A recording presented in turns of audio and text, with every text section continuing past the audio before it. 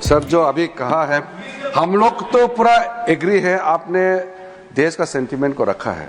मैं सिर्फ इतना पूछना चाहता हूं, हम लोग दिल से मानते हैं आपने जो कहा वो बहुत सही कहा और देश का सेंटीमेंट है। हमारे कांग्रेस पार्टी और बाकी लोग भी इससे सहमत है कि नहीं, एक बार बता दीजिए।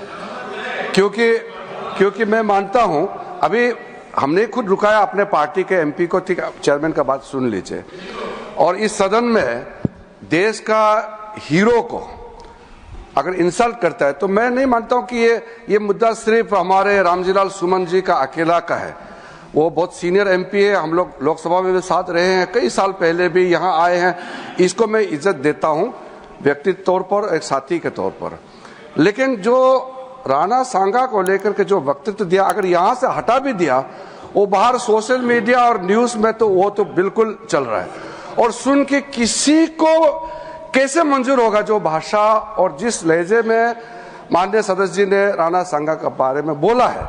इसलिए मैं आपके बात को सहमत करते हुए मेरा तरफ से ये दरखास्त है, हम लोग आपका स्टेटमेंट को, ऑब्जर्वेशन को एंडोर्स करते हुए, विशेष करके जो इंडी गठबंधन है कि नेता कांग्रेस पार्टी को भी मैं अनुरोध करता हूं, आप भी खुले तौर पर ऐसे स्टेटमेंट को खंडन कीजिए। और चेयरमैन साहब ने जो ऑब्जर्वेशन किया है, कोई भी रीजन, कोई भी जाति का नेशनल हीरो को अपमान नहीं करना चाहिए, देश में भी और इस सदन में भी। आपने जो बातें रखी है हम उसका स्वागत करते हैं। और इस देश में जो भी पैट्रियट्स हैं, देश के लिए लड़े हैं, उनका मैं सम्मान करता हूं।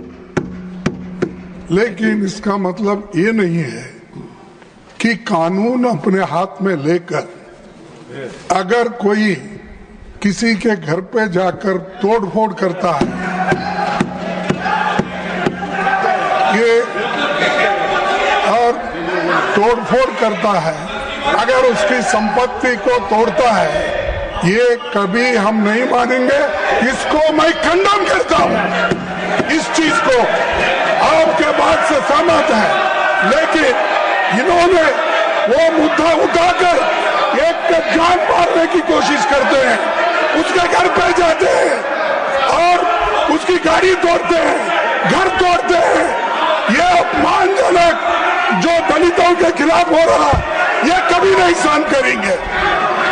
माननीय सांसद रामजीलाल सुमन ने जो उस दिन कहा था, अगर उन्होंने महसूस कर लिया होता कि गलती से कह दिया या भाषण देने के आवेश में उनके मुंह से निकल गया, और उन्होंने सदन के भीतर या सदन के बाहर भी अगर ये स्पष्टीकरण दिया होता कि मैं ऐसा नहीं कहना चाहता था, और कह दिया होता कि मैंने जो कुछ कहा मैं उसके लिए शर्मिंदगी महसूस करता हूं और पूरे देश से माफ़ी मांगता हूं, तो ये बातें उसी, अब आप हल्ला मुझसे तेज नहीं मचा पाएंगे, इसलिए सुनते जावेद जी शांति से। मैं मचाऊंगा तो डिस्टर्ब हो जाइएगा जी। तो बातें उसी दिन खत्म हो गई होती हैं। आश्चर्य की बात है, माननीय सांसद जी का बयान आया, मैं मरते मरते मर जाऊंगा लेकिन मैं अपनी बात वापस नहीं लूंगा। जब तक जीवित रहूंगा तब तक मैं इस बात को वापस नहीं लूंगा।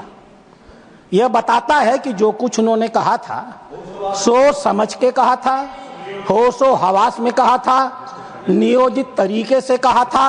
और यह जो संपूर्ण इंडी ठगबंधन है, ये इस इंडी ठगबंधन की मानसिकता को द्योतक करता है। अध्यक्ष महोदय,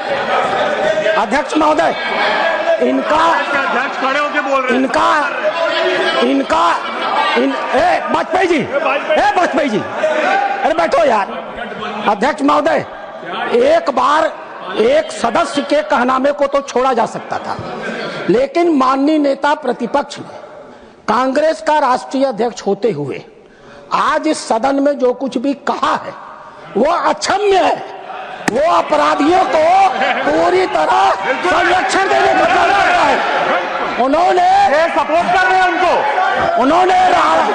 उन्होंने राणा सांगा को जानबूझ करके दलित समाज से जोड़ करके दलित का मुद्दा उठा करके राणा सांगा को दोबारा अपमानित किया है और इस मामले का राजनीतिकरण किया है। यह कांग्रेस की सोची हुई मंशा है। डॉक्टर अंबेडकर एक दलित थे। डॉक्टर अंबेडकर ने कहा था 25 अप्रैल को चाहे जो भी हो जाए इस देश की कांग्रेस में कभी भी नहीं जाया जा सकता है। दलित समाज की चिंता थी इस कांग्रेस को लेकर के। आज खड़गे जी ने अपनी उसी मानसिकता को जो देश के स्वाधीनता आंदोलन की लड़ाई लड़ते हैं उसी को सिद्ध किया है। इतिहास गवाह है ये कांग्रेस इरविन के साथ समझौता करती थी और हमारे देश के संघर्ष करने वालों को फांसी पर चढ़ाने की समझौते किया करती थी। ये इसका इतिहास गवाह है। ये राष्ट्र विरोधियों के साथ रहने के आदी है। ये डीप स्टेट के हिस्से है।